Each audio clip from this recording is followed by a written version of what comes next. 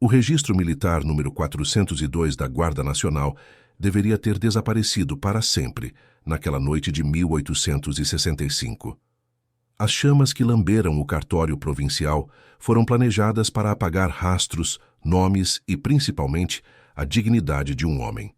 Mas o fogo, por vezes, é caprichoso e deixa para trás exatamente aquilo que o poder tentou reduzir a cinzas. No centro daquele documento, uma mancha de tinta ferrogálica, escura e corrosiva, escondia uma verdade proibida. Onde antes se lia o nome de Bento, um homem marcado a ferro, a caligrafia trêmula de um escrivão comprado escreveu: Augusto. Era o início de uma fraude que mancharia a honra do exército e o destino de uma linhagem que se julgava intocável. O coronel Felisberto não era apenas um dono de terras, ele era o dono de vidas, de leis e de silêncios. Naquela sala de jantar de teto alto, o cheiro de café forte se misturava ao odor do medo que emanava de seu único herdeiro. Augusto, o filho legítimo, tremia diante da convocação para a Guerra do Paraguai. O moedor de carne que não distinguia sobrenomes. Bento, por outro lado, era o oposto do herdeiro fragilizado. Ele era o silêncio que observa, a força que não se vangloria. Ele possuía uma mente rara, uma memória cartográfica que lhe permitia desenhar o leito de um rio inteiro após um único olhar. Para o coronel, Bento não era um homem, mas uma peça de reposição que poderia garantir a sobrevivência de seu sangue. O pacto foi selado nas sombras da Casa Grande, longe dos olhos da justiça, mas sob o olhar cúmplice de um juiz de paz. A proposta era simples e mortal. Bento vestiria a farda de Augusto e morreria, se necessário, em seu lugar nas trincheiras do Chaco. Em troca, um documento de alforria foi assinado, prometendo a Bento a liberdade que lhe fora roubada no nascimento. A partir daquele momento, o homem que oficialmente não existia passou a carregar o peso de um nome que ele desprezava. Bento partiu para o sul, deixando para trás a promessa de uma vida nova, sem saber que o papel que garantia sua liberdade era tão frágil quanto a honra de quem o assinou. O que ele encontrou no Paraguai, porém, foi um inferno que nem mesmo sua mente brilhante poderia ter antecipado. Antes de continuarmos com essa revelação histórica, preciso que você se comprometa com esta narrativa até o último segundo. Histórias como a de Bento foram apagadas dos livros, e trazê-las à luz é um ato de justiça que depende de você. Se você valoriza a verdade e a coragem, deixe sua nota de 0 a 10 nos comentários e se inscreva para que mais vozes esquecidas sejam ouvidas. No fronte de batalha, o nome Augusto era apenas mais um na lista de oficiais, mas o homem por trás da farda era um espectro. Enquanto os filhos da aristocracia sucumbiam ao pânico e às doenças tropicais, Bento revelava uma característica que desafiava a lógica. Ele não apenas sobrevivia aos ataques, ele parecia ler o campo de batalha como se fosse um tabuleiro de xadrez familiar. Nas trincheiras de Curupaiti, Bento desenvolveu uma habilidade sensorial que salvaria centenas de vidas brasileiras. Ele conseguia antecipar o rastro das balas de canhão inimigas apenas pelo som do deslocamento de ar, segundos antes do impacto. Sua liderança era silenciosa, feita de gestos precisos e ordens sussurradas que organizavam retiradas consideradas impossíveis pelos generais. Oficiais de carreira começaram a notar aquele jovem Augusto, cuja competência tática superava anos de academia militar. Eles não sabiam que, sob o uniforme, Bento carregava as cicatrizes de uma vida de servidão, o que o tornava imune ao medo que paralisava os outros.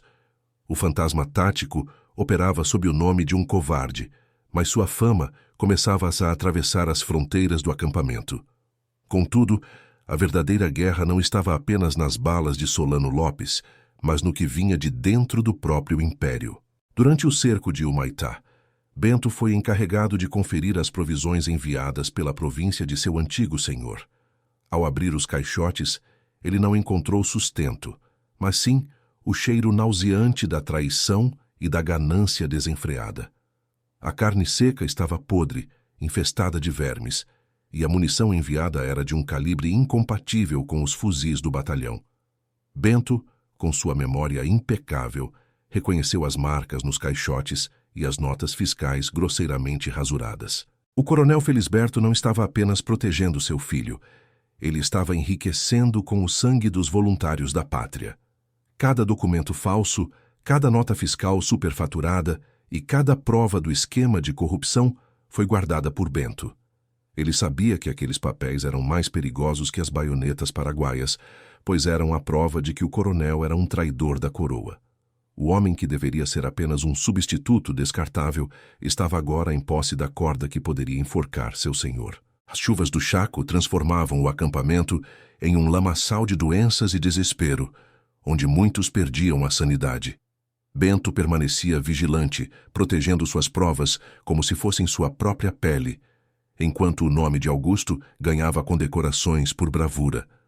Mas a maior prova de fogo ainda estava por vir, em uma noite em que o som dos canhões silenciou para dar lugar a algo muito pior. Uma correspondência oficial chegou ao fronte, destinada ao tenente Augusto. Mas o conteúdo não era uma promoção. Era um aviso de que os registros de alforria na província haviam sido perdidos em um novo incidente administrativo. O sistema estava se fechando, e Bento percebeu que, para o Estado, ele continuava sendo uma propriedade que sabia demais. A traição do coronel Felisberto era absoluta e não conhecia limites geográficos ou morais. Ao enviar Bento para a guerra, ele não pretendia que o homem voltasse para reivindicar sua liberdade prometida. O plano sempre foi que o registro 402 fosse a certidão de óbito de um escravizado e a glória eterna de um herdeiro covarde. Mas Bento não era um homem comum, e a guerra o havia transformado em algo que o coronel jamais conseguiria controlar. Ele aprendeu a ler os ventos, a antecipar a morte e a guardar segredos que poderiam implodir toda a estrutura política da região. A dívida de sangue contraída em solo estrangeiro começava a cobrar seus juros, e a cobrança seria feita em pessoa. Em 1870, quando os canhões finalmente calaram, o retorno dos veteranos foi marcado por uma mistura de glória e melancolia. Bento desembarcou no porto com uma medalha no peito que pertencia ao nome de Augusto, mas com a alma de um justiceiro. Ele não caminhava mais como alguém que pedia permissão para existir, mas como alguém que exigia o que era seu de direito. A viagem de volta para a fazenda do coronel foi um percurso de recordações amargas e de uma determinação silenciosa. Ele via as terras que antes o oprimiam com os olhos de um estrategista que conhece as fraquezas do terreno. O homem que saiu dali como mercadoria estava retornando como uma ameaça viva ao império de mentiras de Felisberto. Ao cruzar a entrada da propriedade, Bento não se dirigiu à senzala, nem buscou o refúgio das sombras. Ele caminhou em direção ao pátio principal, onde o chicote e o tronco ainda permaneciam como símbolos do poder absoluto. O coronel, ao vê-lo de longe, não reconheceu o herói de guerra, mas sim o escravo fugitivo que ousava vestir uma farda.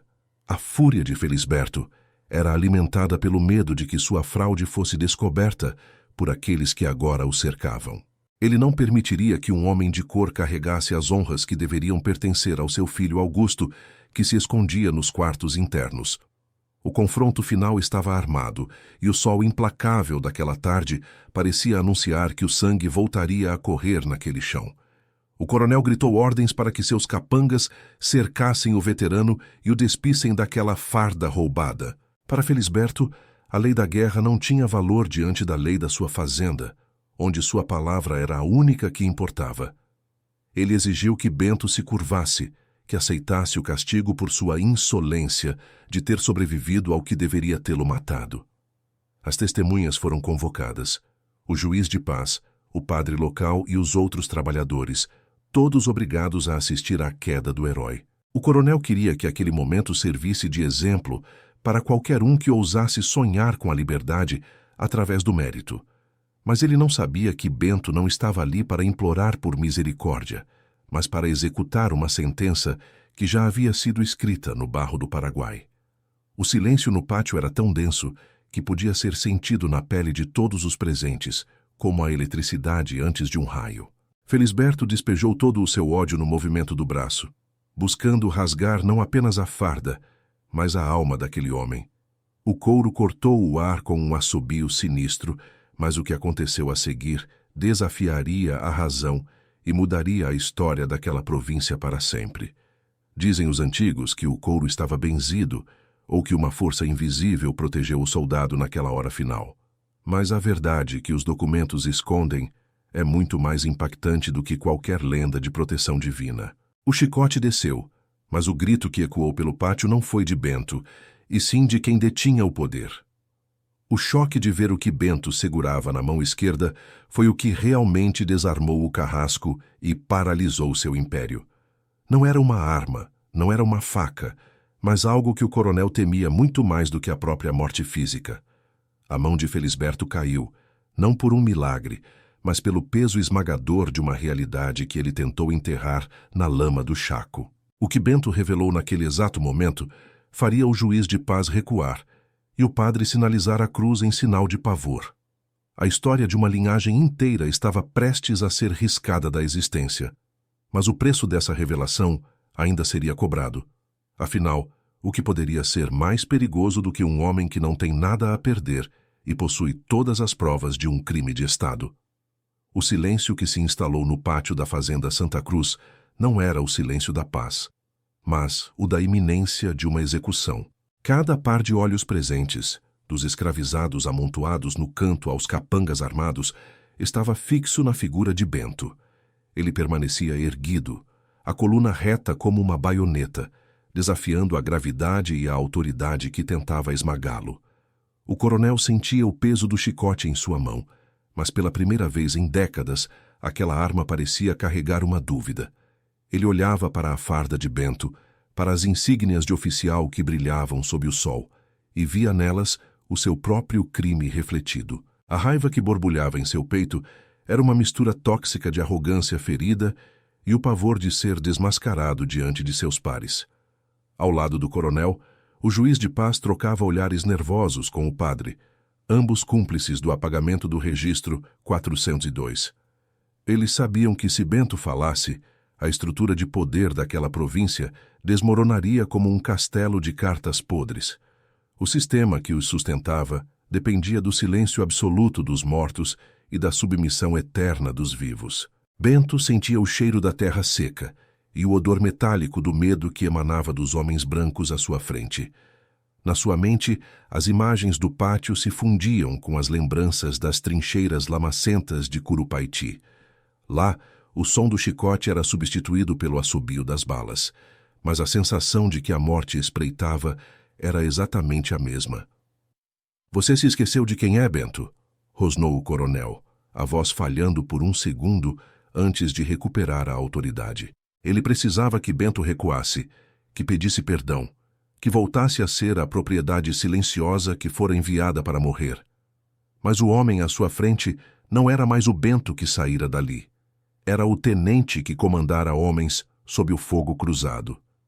Nas sombras das senzalas, o fôlego era segurado coletivamente, como se qualquer movimento pudesse romper o feitiço daquele confronto. Eles nunca tinham visto um homem negro encarar o coronel daquela forma, sem baixar o olhar, sem tremer as pernas. Bento era o símbolo de uma liberdade que eles mal ousavam sussurrar durante as noites de cansaço extremo. "Tirem essa farda dele, agora!" gritou Felisberto, perdendo a paciência que o pouco de civilidade ainda lhe restava. 2 capangas se aproximaram, mas hesitaram ao ver que Bento não se movia. Apenas os observava com um olhar de gelo. Havia algo na postura daquele soldado que sugeria que qualquer um que o tocasse não sairia ileso daquela arena de terra. "O senhor chama isso de castigo, coronel? Eu chamo isso de confissão." A voz de Bento saiu profunda, ecoando pelas paredes de pedra da Casa Grande. O som de sua fala fez o juiz de paz dar um passo para trás, como se tivesse sido atingido por um soco físico. Bento não estava apenas se defendendo. Ele estava começando a ditar as regras de um jogo que o coronel pensava já ter vencido. Ele sabia exatamente o que carregava no bolso interno de sua túnica militar, protegido contra o suor e a umidade. Eram os recibos das provisões podres, assinados pelo próprio Felisberto, que provavam o desvio de recursos do exército imperial.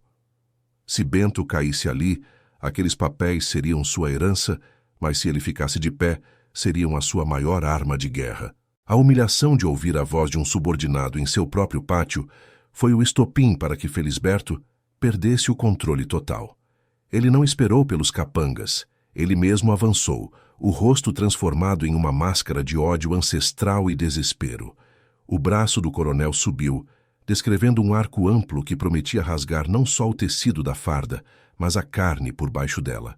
Muitos fecharam os olhos, esperando o som estalado do couro encontrando as costas do soldado veterano. O padre começou uma oração em latim, baixinho, como se tentasse limpar a própria alma antes do pecado ser cometido. O tempo pareceu congelar naquele instante, onde o passado da escravidão e o futuro da liberdade colidiam violentamente. Bento não se moveu um centímetro, não levantou o braço para se proteger, nem fechou as pálpebras para evitar o impacto. Ele conhecia a trajetória do chicote como conhecia o rastro das balas de canhão nas noites de bombardeio pesado.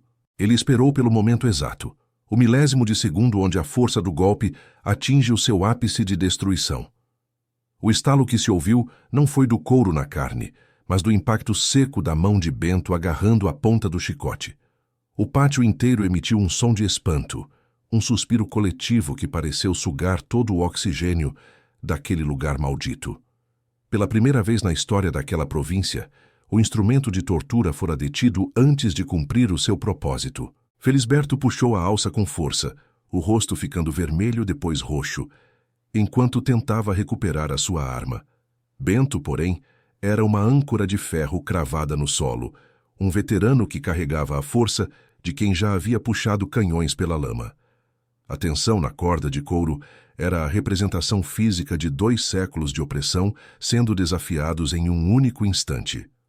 "O Senhor quer bater no herdeiro que o Senhor mesmo criou?"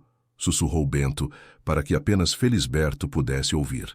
O coronel sentiu o hálito frio do soldado e viu nos olhos dele o reflexo de sua própria covardia e de suas fraudes. Naquele momento, ele percebeu que não estava enfrentando um escravizado, mas o juiz de seus próprios crimes de guerra. "Solte isso agora, Bento. Isso é insubordinação contra um oficial do Império", gritou o juiz, a voz aguda e trêmula. Bento olhou de soslaio para o magistrado, e o desdém em seu olhar foi o suficiente para fazer o homem se calar imediatamente. Ele sabia que o juiz também estava na sua lista de provas, com sua assinatura em documentos que nunca deveriam ter existido. O movimento foi tão rápido que Felisberto perdeu o equilíbrio, caindo sentado na terra batida diante de todos os seus subordinados. A imagem do poderoso coronel, coberto de poeira e com o chicote caído ao lado, foi o golpe final na sua aura de invencibilidade. Bento não precisava de violência física para derrubá-lo. Ele só precisava que o mundo visse a fragilidade daquela autoridade. Ele não deu tempo para o coronel se levantar ou para os capangas reagirem à queda de seu mestre humilhado. Bento ergueu o envelope, mostrando o selo imperial que brilhava sob a luz forte, atraindo a atenção de todos os presentes. "Eu não vim aqui para pedir a minha liberdade, coronel. Eu vim aqui para entregar uma citação de alta traição", declarou ele. A menção à alta traição fez o silêncio no pátio se tornar ainda mais pesado, quase sufocante para os envolvidos na fraude. Traição contra o Império em tempos de guerra era um crime punível com a morte ou o degredo perpétuo em prisões militares. O coronel Felisberto sentiu um frio na espinha que nenhuma febre paraguaia jamais havia causado em seus piores pesadelos. "Leia para todos, meritíssimo. Leia o que o Exército Brasileiro tem a dizer sobre as provisões enviadas por esta fazenda", ordenou Bento. O juiz de paz pegou o papel com as mãos trêmulas, os dedos borrando a tinta do selo enquanto tentava encontrar uma saída. Ele olhou para o coronel, buscando uma ordem, um sinal, qualquer coisa que o salvasse do abismo que se abria sob seus pés. Algo estranho começou a acontecer com o corpo de Felisberto enquanto ele tentava recuperar a postura de mando. Seu braço direito, aquele que segundos antes empunhava o chicote, parecia ter ganhado vida própria, sacudindo-se em espasmos. O rosto do coronel começou a entortar para o lado, os olhos perdendo o foco enquanto a realidade de sua ruína o atingia. O choque psicológico de ver seu império de mentiras desmoronar diante de seus escravizados Foi demais para o seu coração orgulhoso. Felisberto tentou falar, tentou ordenar que prendessem Bento, mas apenas sons desconexos saíram de sua boca torta. Era o início de um colapso que o deixaria prisioneiro do próprio corpo, exatamente no momento em que ele perdia o controle sobre os outros. Justiça não era vingança para Bento. Era apenas a restauração da ordem natural que fora subvertida pela ganância de um homem. Ele observava o carrasco se tornar uma vítima de sua própria arrogância, enquanto os capangas baixavam as armas, sem saber a quem obedecer. O poder havia mudado de mãos, não por meio de armas, mas através da verdade que Bento carregara por milhares de quilômetros. As palavras fraude, corrupção e substituição ilegal de conscrito começaram a ecoar pelo pátio da fazenda. Cada termo lido era como um prego no caixão da reputação da família Felisberto e de todos os seus aliados políticos.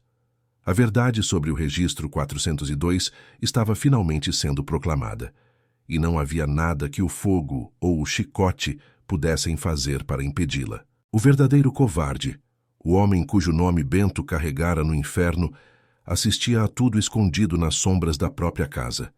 Ele via seu pai caído, sua honra destruída, e o homem que ele considerava sua propriedade se tornar seu juiz e executor moral. Augusto sabia que, a partir daquele dia, seu nome seria sinônimo de vergonha em todos os cantos do país. A tempestade que se aproximava prometia lavar o sangue e a poeira daquele pátio, mas as cicatrizes da história permaneceriam. Bento sabia que o combate jurídico e social estava apenas começando, e que o sistema tentaria se defender com unhas e dentes. Mas ele também sabia de algo que o coronel nunca entendeu. Um soldado que sobreviveu a Humaitá nunca recua diante de burocratas. A mão do coronel havia caído, mas o destino de Bento ainda estava por um fio em uma nação que resistia a mudar. Seria o documento imperial suficiente para garantir a sua liberdade e a punição dos culpados, ou o sistema encontraria uma forma de silenciá-lo? O final desta jornada revelará se a justiça pode realmente prevalecer contra séculos de opressão institucionalizada. Ele estava prestes a atravessar o limite entre o passado de servidão e um futuro incerto, mas ele não iria sozinho. O que ele diria aos seus irmãos que ficaram para trás e o que o Estado faria ao descobrir que o herói nacional era um homem que eles chamavam de escravo? A resposta está gravada nos registros que tentaram queimar, e o que virá a seguir mudará tudo o que você pensa saber sobre honra. As palavras contidas naquele papel não eram apenas letras, eram sentenças de morte para uma reputação construída sobre o sangue alheio. O juiz de paz, que por anos fora o braço jurídico das atrocidades do coronel, sentia o suor frio escorrer por dentro de sua camisa de linho. Ele sabia que, ao ler aquele conteúdo, estava assinando a própria ruína diante de uma plateia que clamava por justiça. Bento permanecia imóvel, uma estátua de ébano e dignidade, enquanto o magistrado pigarreava para encontrar uma voz que o traía. Eu, em nome de Sua Majestade Imperial, começou o juiz, mas sua garganta secou diante do olhar gélido do veterano de guerra. Cada termo jurídico enunciado no pátio da fazenda soava como um tiro de canhão contra os alicerces da Casa Grande. O coronel, outrora o senhor absoluto daquelas terras, agora não passava de um homem quebrado, assistindo ao próprio funeral em vida.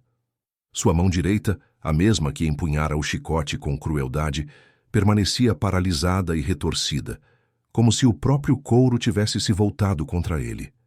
Dizia-se entre os escravizados que o chicote estava benzido, mas o que o paralisara fora o choque da verdade que ele julgava ter queimado. Dentro da casa Augusto, o herdeiro legítimo, que nunca teve a coragem de ser um homem, via seu destino ser selado por quem ele desprezava. Ele era o fantasma de uma farda que Bento honrara. O nome no papel era dele, mas a alma e o sangue pertenciam ao homem no pátio. O medo de Augusto não era apenas da prisão, mas de ter que viver o resto de seus dias sob a sombra da bravura de um escravo. A leitura revelou que o coronel Felisberto desviara milhares de contos de réis destinados à alimentação das tropas no Chaco. Ele enviara carne podre para os soldados enquanto estocava ouro e expandia suas terras com o lucro da fome dos combatentes. A traição era tão vasta que envolvia nomes de políticos da capital, transformando Bento no portador de uma bomba-relógio. Ao perceberem que o poder do coronel havia evaporado, os jagunços e feitores recuaram, deixando o patrão sozinho em sua desgraça. Eles não lutariam por um traidor do império, especialmente quando o adversário era um oficial condecorado que carregava a autoridade da coroa. O pátio, antes um local de medo, tornava-se agora o tribunal onde o destino de uma dinastia seria decidido. Bento recolheu o instrumento de tortura, mas não para usá-lo. Ele o enrolou com a precisão de quem manuseia equipamentos militares. Ele olhou para o padre, que ainda tentava acudir o coronel, e entregou o chicote como quem entrega uma relíquia de um tempo que já morreu. Guarde isso na sua capela, padre, para que ninguém se esqueça de que o ferro que marca também pode quebrar, disse Bento. O que ninguém esperava é que Bento não viera sozinho. Ele havia enviado mensageiros à guarnição militar mais próxima antes de chegar.